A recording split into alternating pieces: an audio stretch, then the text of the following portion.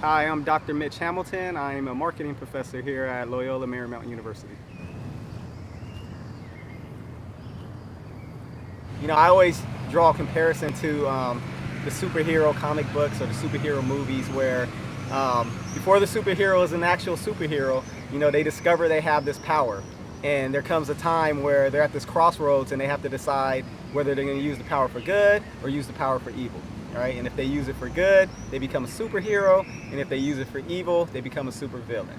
Right? And I believe that education is the same way. Right? You can learn a number of things that gives you great power. And that power can be used to influence people. Right? Myself, I'm trained in consumer behavior.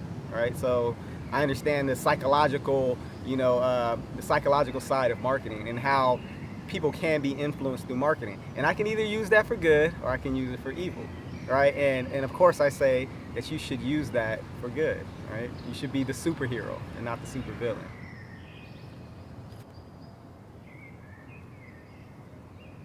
So it was weird because it was during a time where I was living a relatively healthy lifestyle. I was relatively young, but I thought I was sick and I thought I had food poisoning. So for like a week and a half, I was like throwing up all day, right? And I would teach a class, and in between the classes, before the next class, I would throw up again, and I kept thinking it was food poisoning. So there's a message in here, like if you're really sick and you don't know what's going on, go to the hospital, go to the doctor, and get it checked out.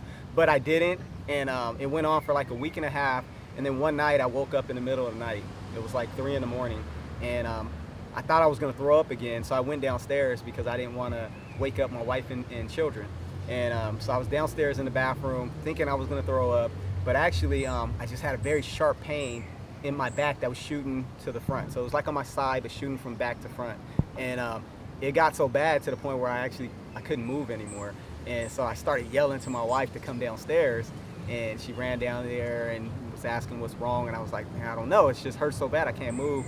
And long story short, I ended up at the emergency room that night, and it wasn't food poisoning, right? There was actually something seriously wrong with my pancreas. So I ended up in the hospital, and I ended up in 2 hospitals. I was in one hospital for about 5 weeks, and I had 2 surgeries there. But after the second surgery, they still didn't know what was wrong with me, and I was still dying, right? So they basically told my wife, they don't know what to do, and that she should probably get her affairs in order. But my wife, being who my wife is, was like, that's not going to happen. And she found out that there was another hospital that specialized in what was going on with me, right? My specific medical issue. So her and her godmother, they pushed really, really hard for me to be transferred to another hospital, and I was transferred to that hospital. And I had another couple surgeries there, but they figured out the problem. And although I stayed there for 3 months, it was a long journey. I didn't have dexterity in my hands anymore. I had to learn couldn't put my clothes on anymore. Had to do occupational therapy. Had to learn how to walk again. I didn't talk for a month and a half. Ultimately, when I left the hospital, I was 50 pounds lighter than when I went in, and not very stable in terms of walking and things like that. But here we are a little over a year later, and just through all the support that my wife and my kids and my family, and also I had a lot of students emailing me that I read afterwards, and people in my department were very supportive. And I just feel like it was just through all that support, love, and prayers that I feel like I'm a walking miracle, because I actually feel like nothing ever happened. When I was recovering, I got to a point where I asked the doctor if I can start exercising again. And the doctor said, yeah, you can do some light exercising, nothing too rough. But what he doesn't know is that I actually, started playing basketball again. Eventually, I started feeling like my old self again. And that was actually, the intention behind it. I felt like, if I'm ever going to be my old self again, I got to do the things that I used to do. And basketball, it's just one of those things that I used to do.